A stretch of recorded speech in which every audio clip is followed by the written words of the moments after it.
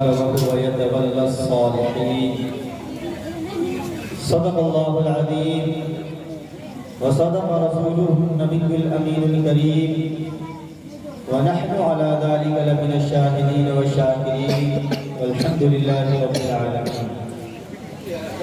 آئیے سب سے پہلے آقا نامدار مدینے کے تاجدار ہم غریبوں کے افسار سیدی ابرار و اخیار شہنشاہ دی وقار رحمت للعالمین راحت العاشقین شفیع المذنبین جناب احمد مجتبی محمد مصطفیٰ صلی اللہ علیہ وآلہ وسلم کی بارگاہ اقدس میں غلامی کا ثبوت دیتے ہوئے درود پاک کا نذرانہ پیش کریں. پڑھیں درود پاک اللہم صلی علی سیدنا مولانا محمد عظم جماعت اللہ صلاۃ دائمۃ بدوام ملک اللہ صلی اللہ علیہ وسلم.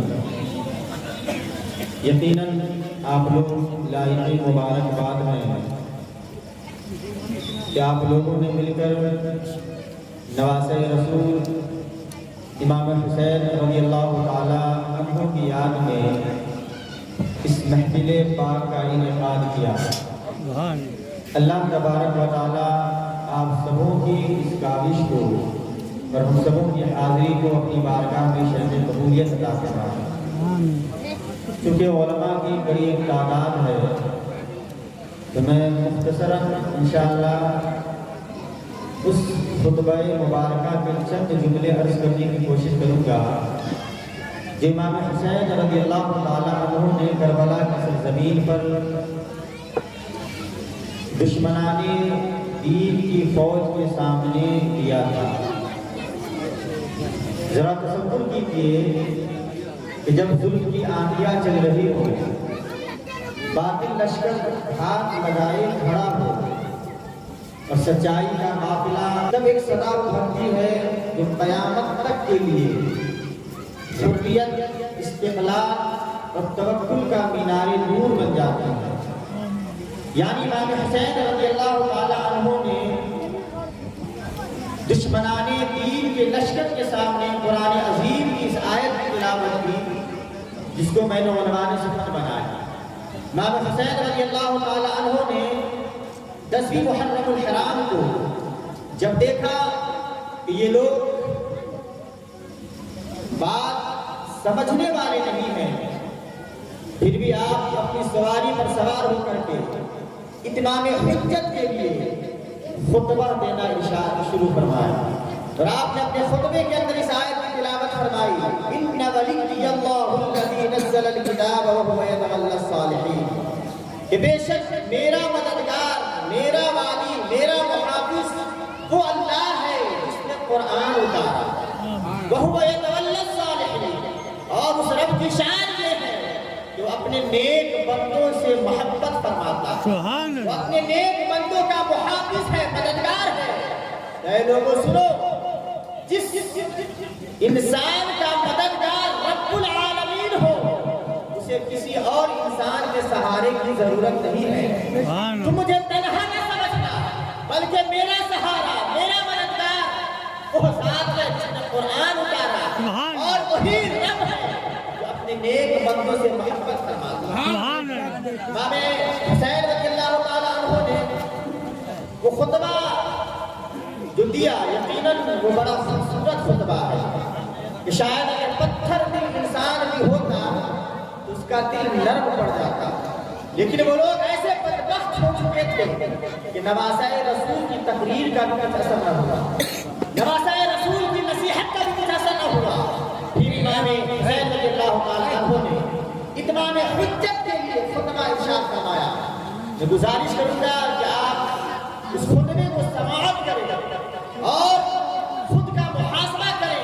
امام حسین رضی اللہ تعالیٰ عنہ نے آخر کیوں یزید کی بیعت نہیں کی؟ یزید کے اندر آخر وہ کون سی خرابیاں تھیں جس کی وجہ سے امام حسین رضی اللہ تعالیٰ عنہ نے بات اس انسان کے ہاتھ میں نہ دیا. عبادات کے اوپر درود و سلام کے نذرانے پیش کرتے ہیں. اب آگے فرماتے ہیں فَانْصُرُونِي فَانْظُرُوا مَنْ أَنَا.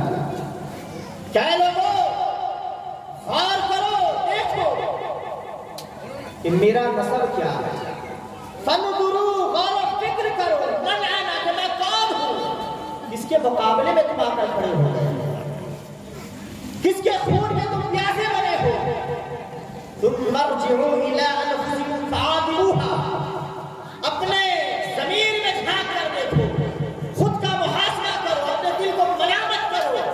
وانظروا هل يصلح ويجب لكم قتلي وانتهاك حرمتي، کیا تمہارے لیے میرا خون بہانا، میری بے حرمتی کرنا درست ہے، جائز ہے؟ اور تو کرو، کس کے مقابلے میں آ کر کھڑے ہو گئے؟ آگے امام حسین رضی اللہ تعالیٰ عنہ نے فرمایا الست ابن بنت نبیکم، کیا میں تمہارے نبی کی بیٹی کا بیٹا نہیں ہوں؟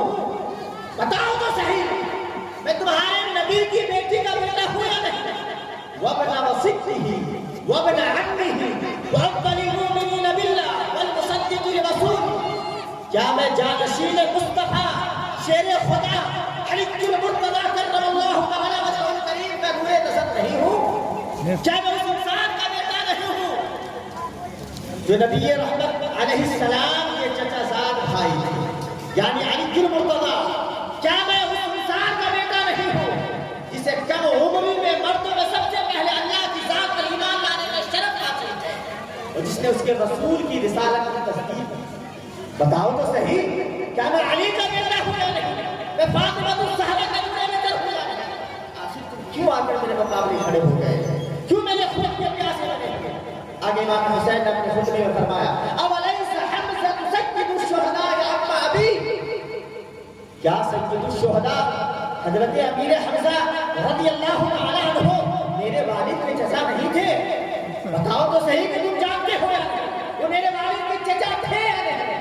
اچھا اس سے آگے سنو اولیس جعفر الشہید الطیار فی الجنہ، حضرت جعفر رضی اللہ تعالی عنہ جو رب کی راہ میں شہید ہوئے جنت میں پرواز کرتے ہیں. امی، کیا وہ میرے چچا نہیں ہیں؟ بتاؤ کیا وہ میرے چچا ہے یا نہیں؟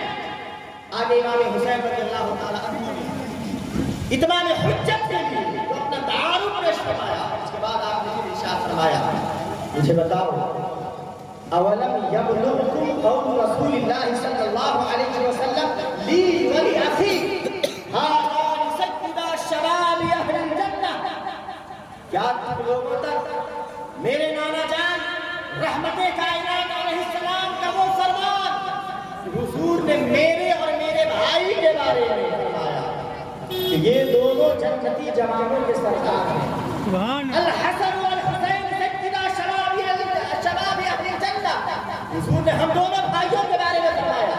کیا تم نے یہ فرمانے مبارک نہ سنا؟ بتاؤ تو صحیح. آگے امام حسین نے اپنے خطبے میں فرمایا فَإِن صَدَّقْتُمُونِي بِمَا أَقُولُ وَهُوَ الْحَقُّ، اگر تم میری باتوں کی تصدیق کرتے ہو جو بات میں نے کہی ہے، اور حق بھی یہی ہے کہ تم ان باتوں کی تصدیق کرو. کیوں؟ فرماتے واللہ ما تحمدت کذبا منذ علمت ان اللہ ينطق علیہ، اللہ کی قسم جب سے میں نے جانا کہ اللہ کو جھوٹ ناپسند ہے، میں نے اپنی زبان سے کبھی جھوٹ نہیں بولا. بھلا وہ زبان کیسے جھوٹ بول سکتی تھی کہ جس زبان کے بارے میں سیدنا ابو ہریرہ نے کہا یمتص لعاب الحسین کما یمتص الرجل التمر، کریم علیہ السلام امام حسین کو لعاب کو جھوٹ کو اس طرح چوسا کر دیتے ہیں جس طرح انسان کھجور کو چوستا ہے. بھلا وہ زبان کیسے جھوٹ بول سکتی تھی؟ پھر آگے امام حسین رضی اللہ تعالیٰ عنہ نے کہا فَإِن كَذَّبْتُمُونِي، کہ اگر تم میری باتوں کی تکذیب کرتے ہو، اگر تمہیں یہ لگتا ہے کہ میری بات میں سچائی نہیں ہے، سنو فَإِنَّ فِيكُمْ مَنْ إِنْ سَأَلْتُمُوهُ عَنْ ذَلِكَ أَخْبَرَكُمْ، ابھی تمہارے درمیان وہ شخصیات موجود ہیں جن سے تم جا کر سوال کرو گے تو وہ تمہیں بتائیں گے، خبر دیں گے ہم کون ہیں، میرا مقام کیا ہے، میرے فضائل کیا ہے. آگے امام حسین رضی اللہ تعالیٰ عنہ نے چند صحابہ کرام کے نام کا تذکرہ فرمایا. امام حسین نے فرمایا سلو جابر بن عبد اللہ او ابا سعید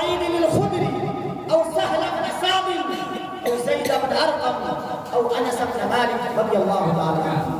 جاؤ ابھی صحابہ موجود ہیں. حضرت جابر یا حضرت ابو سعید خدری سے سوال کرو, یا سہل بن سعد سے پوچھو, یا زید بن ارقم سے پوچھو, یا حضرت انس بن مالک رضی اللہ تعالی عنہ سے سوال کرو.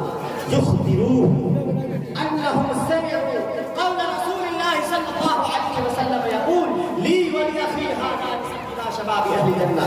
یہ صحابہ تمہیں بتائیں گے جو انہوں نے ہم دونوں بھائیوں کے بارے میں آقا کریم علیہ السلام کی زبان مبارک.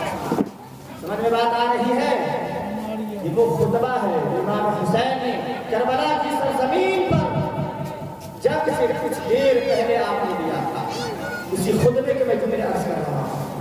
امام حسین نے فرمایا جاؤ جابر بن عبداللہ سے پوچھو, یا سہل بن سعد سے پوچھو, یا ابو سعید خدری سے سوال کرو, یا خادم رسول سے انس بن مالک سے سوال کرو, وہ تمہیں بتائیں گے ہمارا مقام کیا ہے. وہ سن چکے ہیں میرے بارے میں اور میرے بھائی کے بارے میں کہ حضور نے فرمایا الحسن والحسین سیدا شباب اہل الجنہ. یا حسن و حسین یہ دونوں جنتی نوجوانوں کے سردار. یا تمہارے اعمال زمین پر کسی انسان کو شرف حاصل ہے وہ کسی نبی کا نواسا ہے, وہ حسین ابن علی ہے, وہ فاطمہ الزہرا کا نور نظر ہے. اور کرو کہ آخر تم کس کے مقابلے میں آ کر کھڑے ہو گئے, تم کس کے خون کے پیاسے بنے ہوئے. آگے امام حسین نے فرمایا اما فی ھذا حاجز یحدث لکم عن سفک دم. کیا تمہارے لیے یہ باتیں میرا خون بہانے سے روکنے کے لیے کافی نہیں ہے؟ ذرا غور کیجئے گا کہ امام حسین رضی اللہ تعالیٰ عنہ کی نصیحت کا انداز کیا ہے کہ لوگ کسی طرح باز آ جائے, نہ حق مسلمان کا خون بہانے کا گناہ ان کے سر پر نہ آئے, کسی طرح اپنی حرکتوں سے باز آ جائے, پیچھے ہٹ جائے. لیکن وہ ایسے بدبخت ہو چکے تھے کہ نواسۂ رسول نصیحت کروا رہے ہیں اور شمر ادھر سے دخل اندازی کر رہا ہے. حضرت حبیب بن ملاحم نے سنا, انہیں وہ ڈانٹنے لگے اور کہا اللہ کی قسم اللہ نے تمہارے دل پر مہر لگا دی ہے, اسی وجہ سے نواسۂ رسول کی نصیحت کا اثر نہیں ہو رہا, ورنہ تم تو اپنے قدم کو پیچھے ہٹا دیے ہوتے کہ آخر تم کس کے مقابلے میں آ کر کھڑے ہو گئے. امام حسین رضی اللہ تعالیٰ عنہ آگے اپنے خطبے میں ارشاد فرمایا, ذرا غور سے سنیے گا. امام حسین نے فرمایا کہ الناس ان رسول اللہ صلی اللہ علیہ وسلم قالوا سنو, بے شک آقا کریم علیہ السلام کا فرمان مبارک ہے. اب جس انسان کی بیعت کا مطالبہ کیا جا رہا تھا امام حسین رضی اللہ تعالیٰ عنہ سے, اس انسان کی خرابیوں کا حدیث رسول کی روشنی میں تذکرہ فرما رہا ہے کہ اگر کوئی ایسا انسان جس کے اندر یہ خرابیاں موجود ہو, پھر ایسے انسان کے بارے میں آقا کریم علیہ السلام نے کیا فرمایا. نبی رحمت علیہ السلام کا فرمان مبارک سناتے ہیں اور آگے فرماتے ہیں کہ حضور نے فرمایا ان رسول اللہ صلی اللہ علیہ وسلم, کہ آقا کریم علیہ السلام کا فرمان مبارک ہے من رعا سلطانا جائرا, کوئی انسان ایسے ظالم بادشاہ کو دیکھے, کیسا ظالم بادشاہ مستحلا لحرم اللہ, جو اللہ کی حرام کردہ چیزوں کو حلال ٹھہراتا ہو, ناقضا لعہد اللہ, اور حدود الہیہ کی دھجیاں اڑانے والا ہو, مخالفا لسنت رسول اللہ, رسول گرامی وقار علیہ السلام کی سنت کی مخالفت کرنے والا ہو, یعمل فی عباد اللہ بالاثم والعدوان, اور لوگوں پر ظلم اور گناہ کے ذریعے حکومت کرنے والا. ایسا انسان ظلم کرنے والا اور ظالم بادشاہ, اور اللہ نے جو حدود و قیود لگائے ہیں اسے وہ کراس کرنے والا, اللہ کی حرام کردہ چیزوں کو حلال ٹھہرانے والا ہو, اور لوگوں پر ظلم و زیادتی کے ذریعے حکومت کرنے والا ہو, پھر ایسے انسان کو اگر کوئی دیکھے اس کا فرض کیا بنتا ہے کہ آقا کریم علیہ السلام نے فرمایا فَمَن لَّمْ يُغَيِّرْ إِلَّا بِقَوْلٍ وَلَا فِعْلٍ, کہ اگر کوئی انسان ایسے ظالم بادشاہ کو دیکھے جو لوگوں پر ظلم کرتا ہے, حلال چیز کو حرام, حرام چیز کو حلال ٹھہراتا ہے, اللہ نے جو قانون نافذ فرمایا اس کی وہ دھجیاں اڑاتا ہے, اپنے آپ کو مسلمان کہتا ہے, اور مخالفا لسنت رسول، اس کے رسول کریم وقار علیہ السلام کی سنت کی مخالفت کرتا ہو، پھر ایسے انسان کے بارے میں حضور نے کیا فرمایا؟ حضور نے فرمایا کہ اگر ہو سکے تو انسان طاقت کے بلبوتے پر ایسے انسان کی مخالفت کرے یا زبان سے اسے روکنے کی کوشش کرے۔ اگر کوئی انسان نہیں روکتا، روکنے کی کوشش نہیں کرتا، برا نہیں سمجھتا، ایسے کی اتباع کرتا ہے، پیغمبر اسلام نے فرمایا کان حقا علی اللہ ان یدخلہ مدخلا، پھر اللہ اس بات پر قادر مطلق ہے کہ ایسے انسان کا انجام اسی کے ساتھ ہے، ایسے انسان کا ساتھ دینے والا۔ اب آگے امام حسین نے فرمایا الا وان هؤلاء، اے لوگوں سنو، قد لزموا طاعۃ الشیطان، آج 22,000 کا لشکر جرات لے کر کھڑے ہو، تم لوگوں کی حالت کیا ہے؟ سنو، امام حسین نے خرابیاں بیان فرمائی، جس انسان کے اندر اتنی خرابیاں ہیں اس کا ساتھ دینے کے لیے لباس رسول کے مقابلے میں آ کر کھڑے ہو گئے۔ سنو تم لوگوں کی حالت کیا ہے؟ فرمایا قد لزموا طاعۃ الشیطان، کہ ان لوگوں نے شیطان کی اتباع شروع کر دی، اطاعت شروع کر دی، ترکوا طاعۃ الرحمن، اور رحمان کی اطاعت کو چھوڑ دیا۔ اور آگے فرمایا اظہروا الفساد وعطلوا الحدود وتعبدوا بالفیء، حالت یہ ہے کہ زمین پر فساد برپا کر دیا، حدود الہیہ کی دھجیاں اڑانے لگا، مال غنیمت کو غصب کر لیا اور اسی پر اتباع کیا۔ فرمایا احلوا حراما وحرموا حلالا، وہ ایسا وہ حلال کو حرام سمجھتا ہے اور حرام کو حلال سمجھتا ہے، یعنی جس چیز کو اللہ نے حرام کہا اسے وہ حرام کہتا ہے، حلال سمجھتا ہے، اور جسے اللہ نے حلال کہا اسے وہ حرام سمجھتا ہے۔ ایسی خصلت جس انسان کے اندر ہو، پھر نواسۂ رسول زمین پر موجود ہو، بھلا ایسی خرابیاں جن کے بارے میں سن چکا ہو کہ یزید کے اندر اتنی ساری خرابیاں ہیں، پھر حسین ابن علی بیعت کیسے کر سکتا؟ سنو، انا احق من خکر، جس انسان کو سب سے زیادہ روئے زمین پر یہ حق حاصل ہے تو ایسے انسان کی مخالفت کرے، بیعت سے انکار کرے، تو حسین ابن علی ہے، میں نواسۂ رسول ہوں، کبھی ایسے انسان کی بیعت۔ سبحان اللہ، ذرا تصور کیجئے کہ مجمع سے کسی نے کہا کہ تم ابن زیاد کے ذریعے یزید کی بیعت کر لو، امام حسین رضی اللہ تعالیٰ عنہ نے کیا فرمایا؟ امام حسین رضی اللہ تعالیٰ عنہ نے فرمایا سنو، جس انسان کی بیعت کا مجھ سے مطالبہ کر رہے ہو، میں نے کچھ کی خرابیاں بیان کر دی، اور ایسے انسان کی بیعت حسین ابن علی کبھی نہیں کر سکتا۔ کیوں؟ فرمایا واللہ لا اعطیہ بیدی القلیل ولا اقر اقرار العبد ولا اقر فرار العبد، اللہ کی قسم کھا کر میں کہتا ہوں کہ میں ذلیل انسان کی طرح ذلیل انسان کے ہاتھ کی بیعت نہیں کر سکتا، اور نہ غلاموں کی طرح اقرار کر سکتا ہوں، اور نہ غلاموں کی طرح میدان چھوڑ کر بھاگنے والا، یہ میری شان نہیں ہے۔ میرا معاملہ تو یہ ہے کہ موت کو میں سعادت سمجھتا ہوں، اس زندگی سے بہتر سمجھتا ہوں موت کو جس زندگی کے اندر ذلیلوں کے ساتھ گزارنے کی نوبت آ جائے۔ میں ایسی زندگی پسند نہیں کرتا کہ جو زندگی ذلیلوں کے ساتھ گزارنی پڑے، اس سے بہتر تو یہ ہے کہ اللہ اپنی راہ میں مجھے شہادت کی موت عطا فرمائے۔ آمین۔ ذرا تصور کیجیے،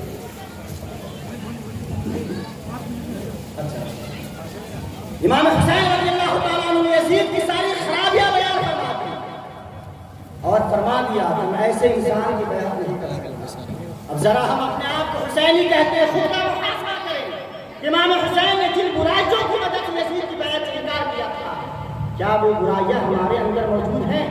شراب نوشی یزید کرتا تھا، ظالم یزید تھا، حلال کو حرام حرام کو حلال ٹھہرانے والا یزید تھا، ایسی چیزوں کا ارتکاب کرنے والا یزید تھا۔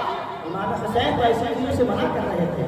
تو آپ مجھے بتائیے کہ اگر کوئی انسان آج شراب نوشی کرتا ہے، نمازیں چھوڑتا ہے، سنت رسول کی مخالفت کرتا ہے، حلال کو حرام حرام کو حلال ٹھہراتا ہے، وہ کس کٹہری بات ہے؟ کیا باقی وہ غلام امام حسین ہے یا غلام یزید بن چکا ہے؟ خدا را اگر ہمارے اندر یہ برائیاں موجود ہیں، سچی توبہ کیجئے، جشن ذکر محفل امام حسین رضی اللہ تعالیٰ عنہ کے اندر آج کے بعد کبھی بھی وہ کام نہیں کریں گے جس کام کی وجہ سے امام حسین رضی اللہ تعالیٰ عنہ نے اپنا سب کچھ قربان کر دیا، لیکن ایسے کام کا ارتکاب کرنے والے یزید کی بہن آپ کو موت سے محبت کرتے تھے، جیسا کہ میں نے سنا ہے، ایک روایت سنا کربلا کے قریب جب قافلہ پہنچا تھا، آپ نے سنا ہوگا اس قافلے کے اندر امام زین العابدین بھی موجود تھے۔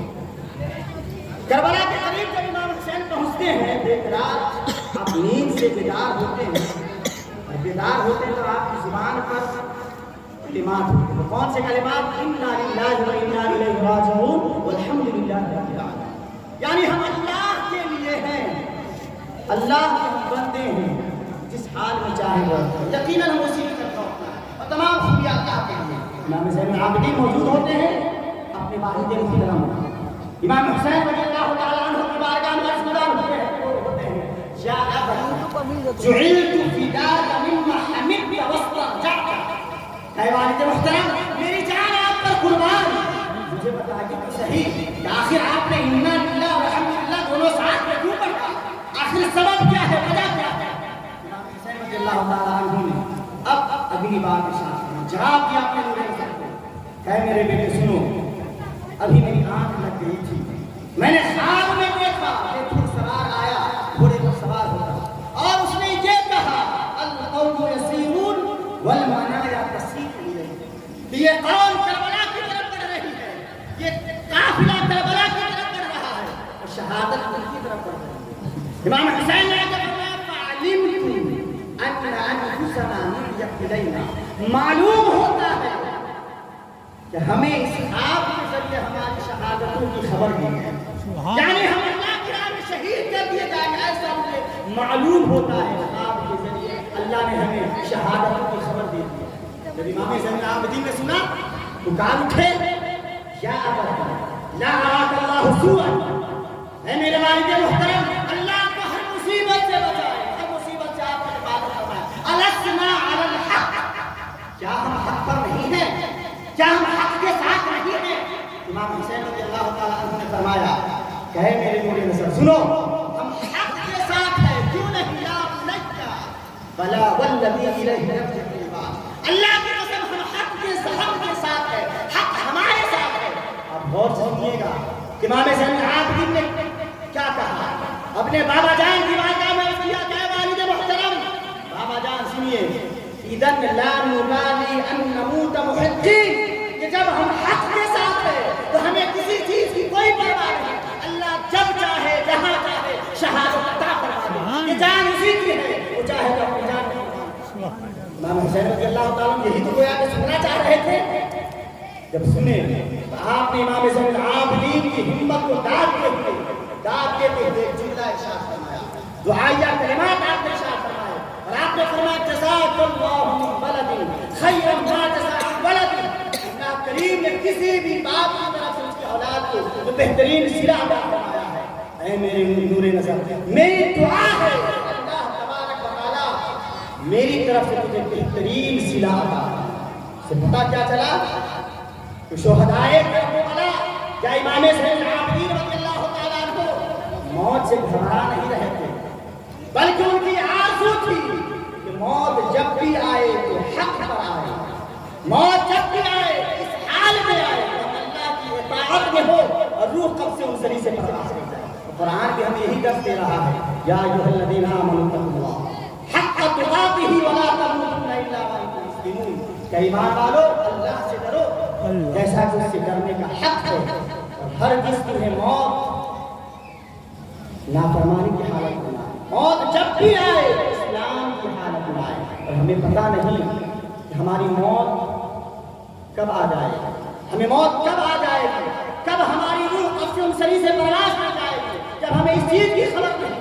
ہماری کوشش یہ ہونی چاہیے کہ ہم اپنے ہر لمحے کی حفاظت کریں، ہر لمحے پر نظر رکھیں، کوئی بھی ایسا لمحہ نہ ہو جس میں ہم گناہ میں ملوث ہوں۔ جب اس چیز کا پتہ نہیں کہ موت کب آئے گی تو کوشش یہ ہونی چاہیے اور اس بات کو لے کر فکر مند بھی رہنا چاہیے کہ جب بھی موت آئے تو اللہ کی اطاعت، اس کے رسول کی فرما برداری کی حالت میں۔ اللہ تبارک و تعالی ہم سبوں کو عمل خیر کی توفیق عطا فرمائے۔ پڑھیں استغفر اللہ ربی من کل ذنب واتوب الیہ ولا حول ولا قوة الا باللہ العلی العظیم، لا الہ الا اللہ محمد رسول اللہ صلی اللہ علیہ وسلم۔